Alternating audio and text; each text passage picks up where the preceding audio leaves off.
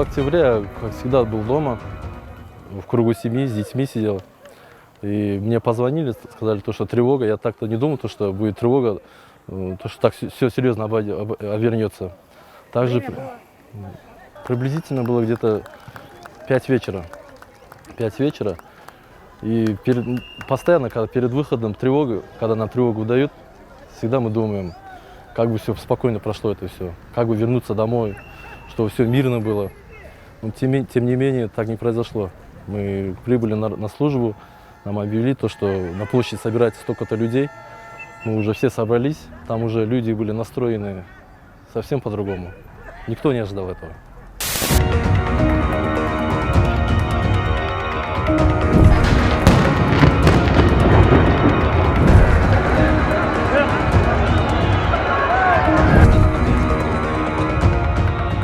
Пострадали столько людей. Да, наши коллеги и со стороны гражданских лиц. Ну, с одной стороны, это для нас привычно. За свою службу это все уже повидали. Но не думали, что так все будет в конце. Перед тем, как начался митинг, к нам в полк вышел приказ где-то 57 человек новобранцев. Они тоже никак не думали, что в первый же день приказа и такое случится. Но они тоже пострадали, конечно. Мы с ними разговаривали.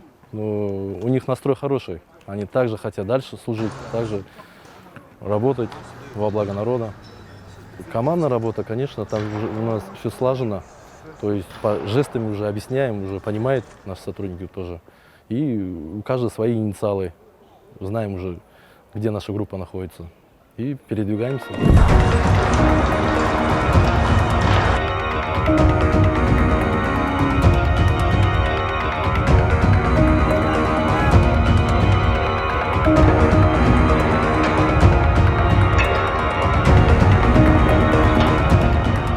Изначально была команда дана то, что по обеспечению общественного порядка развести всю толпу мирным путем. У нас даже намерения не было там на кого-то нападать, потому что как-никак все равно там среди них могут быть наши братья, наши родственники. И, конечно, мы не хотели, чтобы они тоже пострадали. И они не хотели, чтобы мы пострадали там. Но, тем не менее, мы там выполняли приказ. Среди них было видно то, что были и адекватные, и неадекватные. Но, тем не менее, мы старались воздерживаться, там, первым не нападать, конечно же, оборонялись до конца. Негативно, конечно, это все влияет. Мы после таких мероприятий долгое время восстанавливаемся. Куда меня повезли в больницу, там среди них были и гражданские тоже пострадавшие, но тем не менее мы лежали в одной палате и как бы все в шутку мы переводили. То, что с вашей стороны пострадали, и с вашей пострадали. За что мы боролись тогда? Так получается, мы по-любому давали присягу защищать Родину от врагов. В этот момент нам казалось, что мы не от врагов защищались, а от иных сил. Силерге өткеннен кейін будет, да, сказать, если ойланып қаласың, надо было сказать вообще. Хотелось бы, конечно, впредь, чтобы такое больше не происходило. И в стране, чтобы всегда была стабильность, мир и процветание.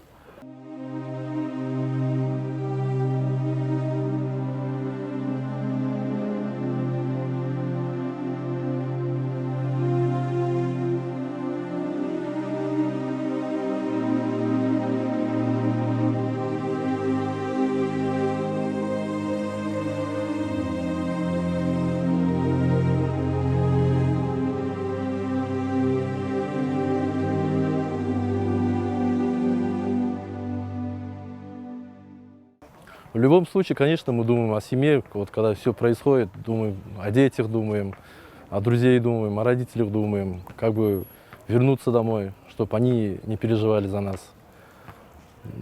Служба есть служба, выполняем приказы, что бы ни случилось. Перед уходом на работу они всегда переживают, что будет со мной, вернусь ли я домой или нет. Конечно, переживают, постоянно звонят, узнают, где я, как, что. Выбрав этот путь, мы уже заранее осознаем то, что впереди нас ожидает.